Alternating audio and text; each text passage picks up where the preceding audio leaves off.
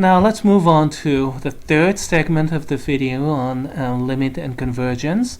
And this time we're going to do some technical part. We're going to do some proofs. Here is the definition of the limit and convergence. And roughly speaking, they mean kind of like this.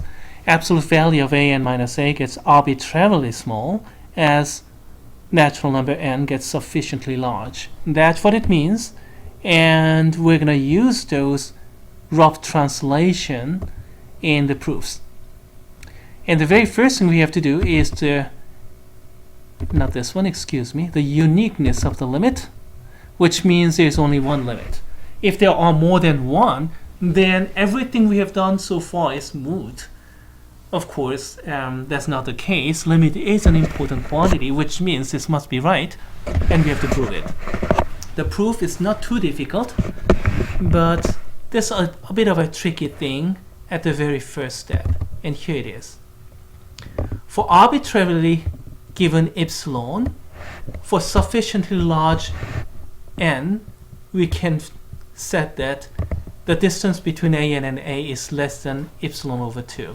Not just epsilon, but epsilon over 2. Why did I do that? Well, because that's arbitrary too. I want epsilon at the end, so why don't I start from epsilon over 2? That's arbitrary anyway, because you see, this quantity, the highlighted quantity, is arbitrary. So when I select arbitrary epsilon, or when somebody selects and gives me arbitrary epsilon, and that could be selected at twice this number as before. In any case, epsilon is arbitrary. It can be any real number. So epsilon over 2 can be any real number too, any positive real number too. And the same goes for the second part. The distance between an and a hat has to be less than half of epsilon 2 because, well, as we said, an approached there. And then we use something called triangle inequality. We take absolute value of a minus a hat and just insert an, kind of like this, minus an plus an, which totals 0, so I didn't change anything. But then again, if I decompose the absolute value like this in the second line, we have an inequality. Why? If I add up the first quantity which I highlighted just now, and the second quantity is now highlighted, then there may be some cancellation. Pluses and minuses may cancel each other out. But if I take absolute values of both and make both of them positive, then we have to have positive plus another positive, which means there's no cancellation. Consequently, we increase the value. So right hand side got bigger, and let's increase it even further from the very first line. Replace both of them by epsilon over 2 plus epsilon over 2, add up, then we have epsilon. So what do we get? A minus a hat is less than epsilon. That holds for every epsilon, right? Therefore, a minus a hat in absolute value has to be less than 0, less than or equal to 0. As we talked about before, if this quantity had been positive, then no positive number can be strictly less than every positive number, because no positive number can be strictly less than itself or half of itself, things like those. It cannot be positive, so this quantity has to be less than or equal to 0. And of course, absolute value is always greater than or equal to 0. So less than or equal to 0 easily translates into equal to 0. So what we have inside must be equal to 0. We have a is equal to a hat. And isn't that exactly what we want? Isn't that exactly what we wanted to prove to begin with? Yes, indeed. We wanted these two values to be the same, and that's what we got. And that proves the uniqueness. Okay, we just went through the uniqueness of the limit, and let's move on to next easiest. Let's go down to some limit rules here, and how about the very first one? Limit of a constant sequence. In that case, an is constantly equal to k, so we have a proof as simple as that. We can select arbitrary positive number epsilon, but then again,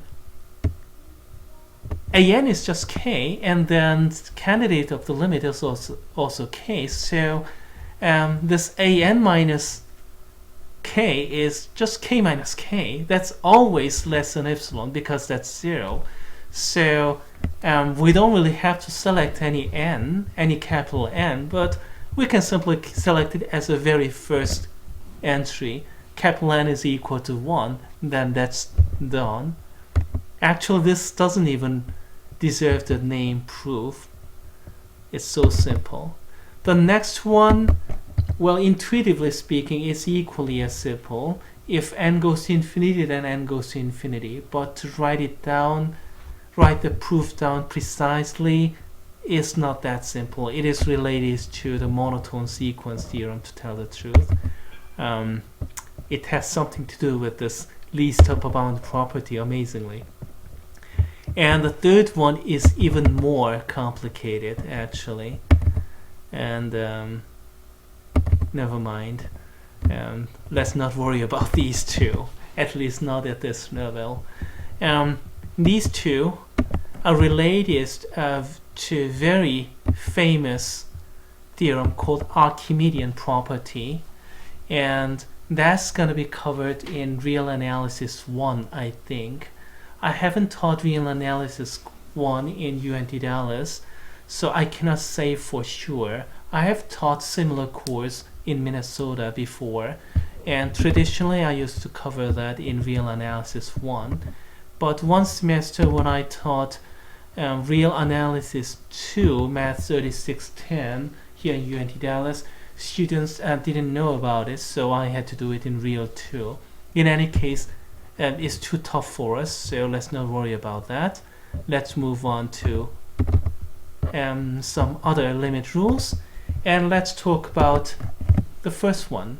Sum of two limits is, limit of the sum is sum of the limits. So how does that work? It is related to that triangle inequality that we use for uniqueness of limit. All the way back again. Here we go. Because an converges to capital A, for sufficiently large n, an minus a is less than epsilon over 2. I could have simply selected that epsilon there, but I want epsilon at the very end, so I'm simply going as epsilon over 2. That's arbitrary real number anyway, so that's okay. And then for sufficiently large n value, bn minus b is less than epsilon over 2. That's coming from the second condition. So what do? I want limit of the sum an plus bn is approaching capital A plus capital B, so I want the distance between these two. So we want this highlighted quantity an plus bn minus a plus b in absolute value, and let's algebraically manipulate it a little bit. We'll have an minus a plus bn minus b, and we can apply the triangle inequality here, because in this quantity which I just highlighted and that quantity we highlighted, there may be some cancellation. If one is positive, one is negative, then there may be some cancellation, but by taking the absolute values of both, if I make both of them positive, then there's no cancellation. Consequently, the quantity got bigger. And let's increase it even further, because an minus a and bn minus b are both less than epsilon over 2. So replace them by epsilon over 2 and replace them even more. Then what do you get? Epsilon over 2 plus epsilon over 2, that's epsilon.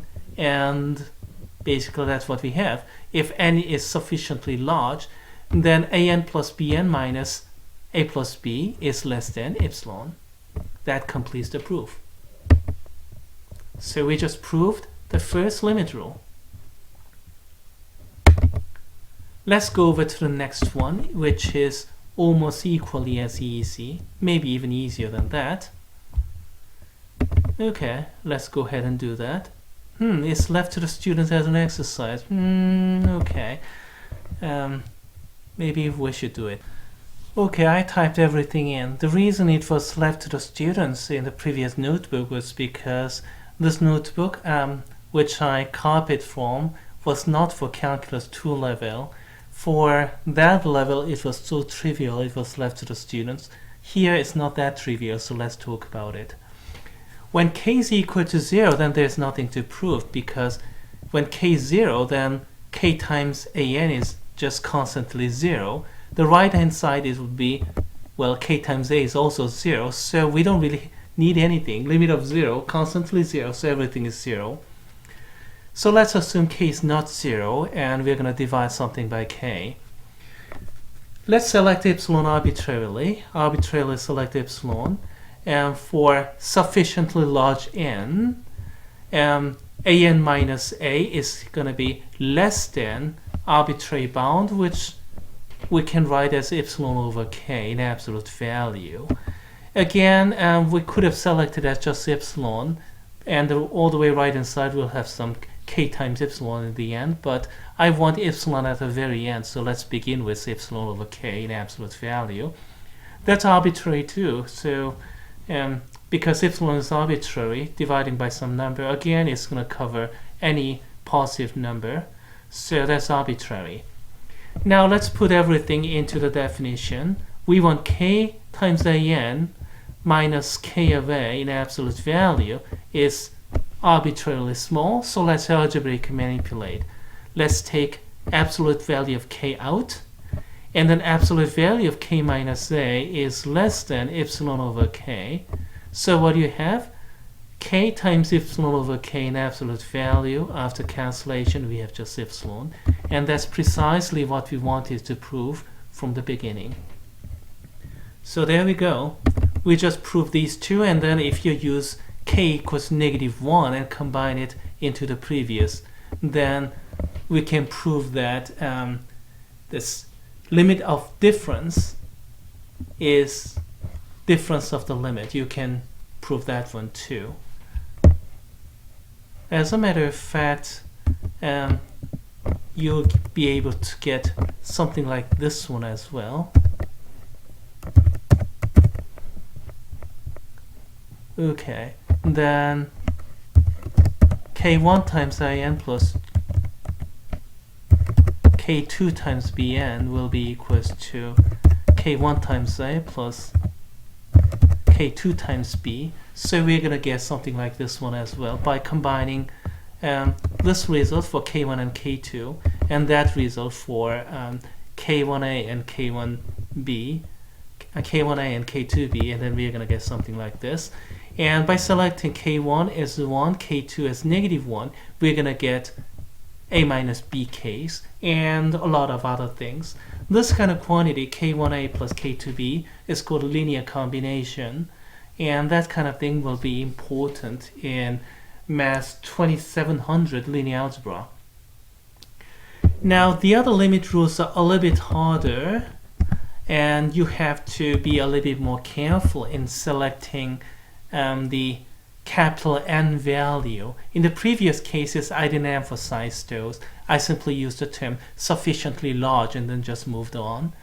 But from this point on, these are going to be a little bit important for that one as well. And those are a bit too advanced for even the kind of student who followed everything thus far. But I'm going to leave those to students. But who knows, by repeatedly reading those, maybe you can get through with those kind of things here. But even if you don't, those kind of experience will help you a lot when you take Math 3000 or higher and study this anyway. How about the inequality part? Well, looks like I won't have time to finish this inequality, so I'm gonna leave this proof to the students. It's not difficult, so you can study it on your own.